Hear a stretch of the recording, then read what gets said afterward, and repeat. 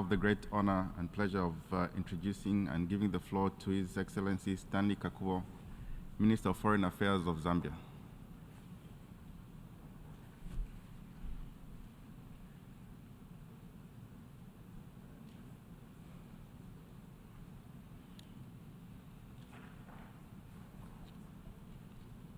Your Excellency, the floor is yours. Okay.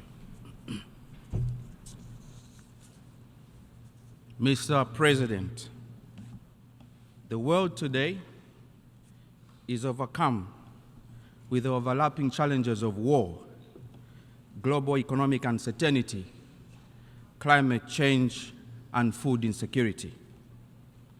The cost of war, be it in the eastern part of the DRC, or the heart of the Sudan, or the war between Russia and Ukraine, has at its best led to the displacement of innocent women and children, and at its worst led to the demise of many of our brothers and sisters. War has left scars beyond the physical. It wounds the soul of nations and fragments the bonds that hold humanity together. Needless to say, that humanity must win the war against war. Neither must we lose the race to save our planet. Destroying our planet is destroying our own existence. At this 78th session, we as a global community must bolster our commitment towards the implementation of all existing agreements.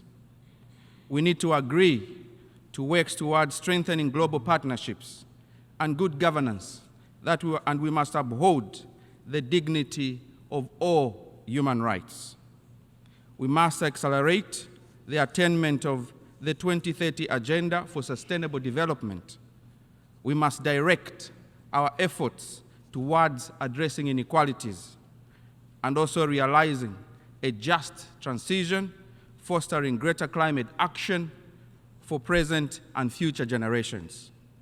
In this case, a just transition must mean fairness amongst nations, while acknowledging that fairness is not equality, but fairness must guarantee access to each of our unique nations' needs.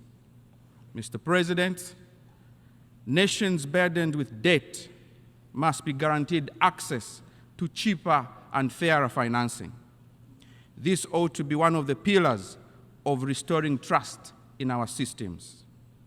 It is therefore imperative that international financing institutions and multilateral development banks should scale up concessional financing to least developing countries, and this financing should be under improved terms of lending.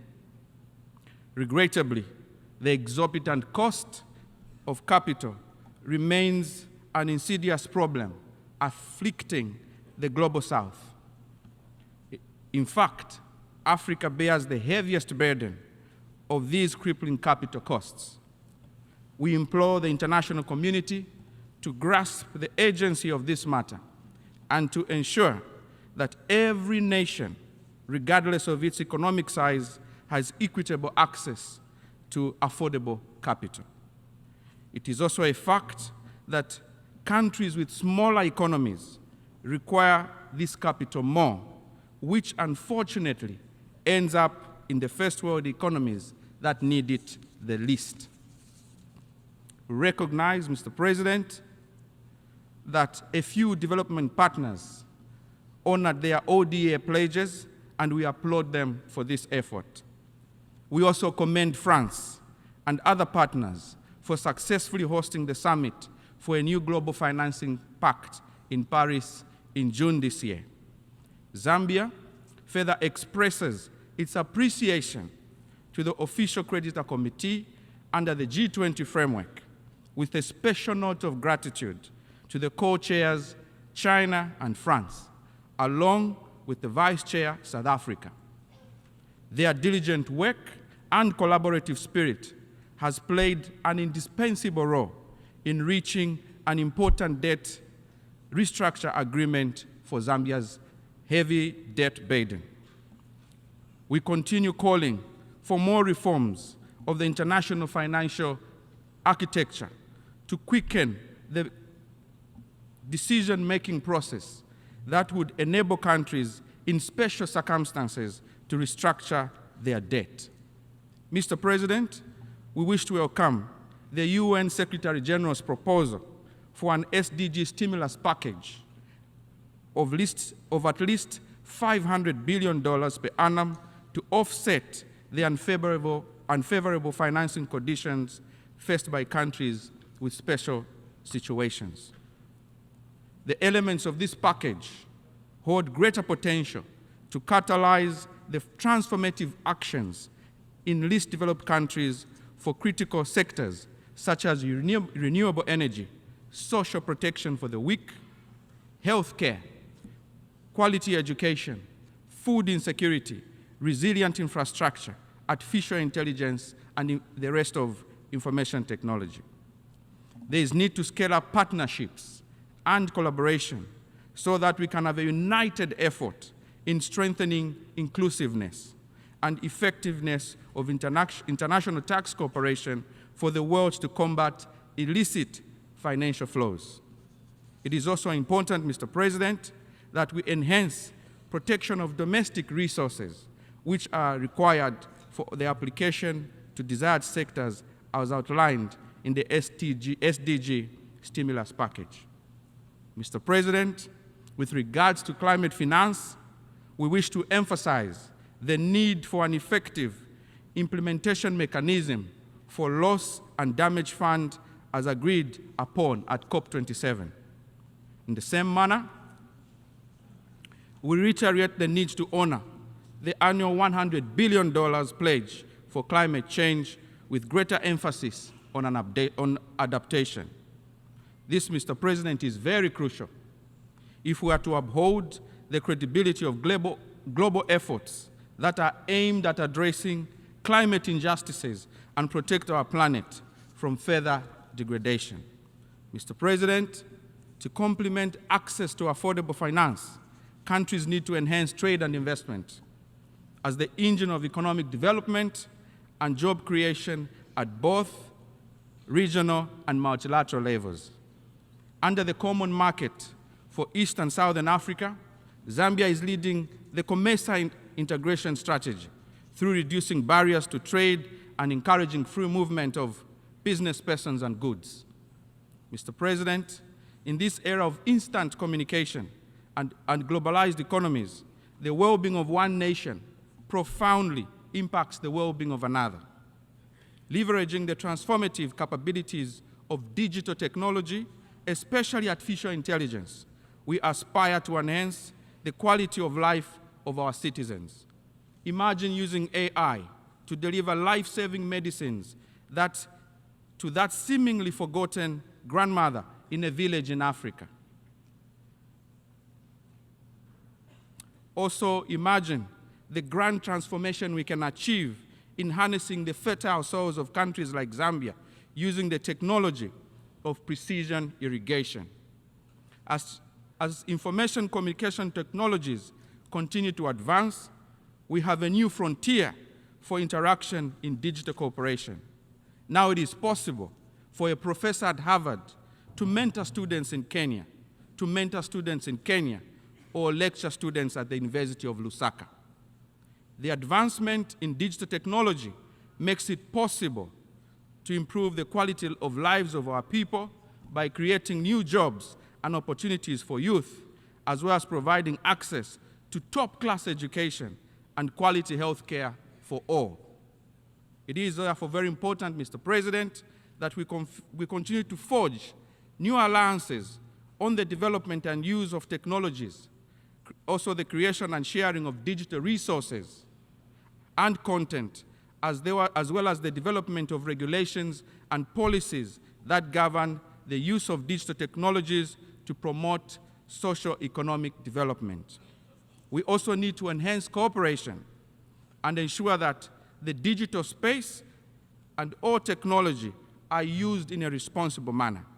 We therefore call for the support and investment in digital infrastructure and provision of its access, particularly access of affordable devices and internet services in underserviced communities in least developed countries. Mr. President, the empowerment of women and girls is crucial and is important and very decisive in overcoming poverty in all society. Beyond economic empowerment, women needs to equally be we need to put emphasis on women and all programs that will promote their well-being. This is why, Mr. President, as the African Union's champions on ending child marriage, President Hichilema will continue to enhance the collaboration in preventing and wiping out the scourge of early and child marriages so that we can foster an environment conducive for children to have a chance in life. Consistent with this, Mr. President, Zambia is in collaboration with the African Union.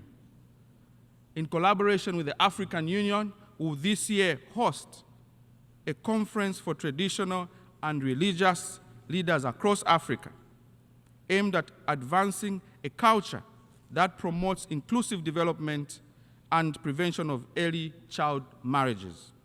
Mr. President, Zambia, in line with our reputation as a beacon of peace on the African continent, we will continue to champion the cause of peace, security, and stability as the prerequisites for sustainable development. Because without peace, Mr. President, our joint developmental efforts will be in vain. We shall continue to call for the use of diplomacy as the only option for resolving conflict between nations. Zambia is committed to furthering peace, security, and stability, and that is why President Hichilema visited Kiev and St. Petersburg alongside other select African leaders, and they held honest and constructive discussions with both President Putin and President Zelensky. Zambia will continue to be committed to the UN Charter and its principles of upholding territorial integrity and also the just respect for international borders. Mr. President, as Zambia leads the SADC organ on politics and defense and security cooperation, we pledge not only to play our own individual role, but also to galvanize our region and efforts to restore peace in areas requiring intervention on our own continent. Mr. President, we take immense pride in our strong democratic principles as Zambia. Our credentials are solid, and we will continue to guarantee our own people, the Zambian people, their rights and freedoms, including their civil liberties. President Hichilema has led government to the historic abolishment of the death penalty and also the end of the offense of criminal defamation of the president. This, Mr. President, is the first time it has been achieved in the history of Zambia. Mr. President, today, we address this assembly with a sense of accomplishment because prudent fiscal policies have been reinstated in our country. We are nurturing our economy back to health, and the results are quantifiable. Mr. President, in 2021, our economy achieved a commendable growth rate of 4.7% from a contraction of -2.8 in 2020. In 2022, Mr. President, the economy demonstrated resilience and maintained a positive growth rate of 3.7%. Furthermore, we have diligently worked to reduce our year-end inflation to single digits, making it at 9.9% for the calendar year 2022. Concurrently, our government is deeply committed to stabilizing our local currency, the kwacha, against major currencies. And going forward, Mr. President, we remain steadfast in reducing the cost of essential household goods for our people. Zambia reiterates the call to reform the Security Council to become more inclusive, particularly for Africa to have permanent representation, in line with the Ezulwini Consensus and also the CETA Declaration. These reforms, Mr. President, will not only enhance the legitimacy of the Security Council, but this will put an end to this historic injustice against Africa. Mr. President, the time has come to ensure the true composition of our UN family, as well as giving an opportunity for a better diplomatic position and representation for countries that are perceived to be weaker. Mr. President, the threat of nuclear war is a matter that needs our full attention. We take this opportunity to reiterate our resolute stance against the proliferation of the nuclear weapons, and we advocate for a world free of threats. We urge all nations, and we mean all nations, to uphold their obligations under the Non-Proliferation Treaty and to work to prevent the development and productions of chemical weapons. Mr. President, we set our eyes on a world, we set our eyes on an agenda to set the world on a path of sustainability, of success for the next generation. We are hopeful that this summit, this year, all our voices will be heard. We shall rebuild trust in this format.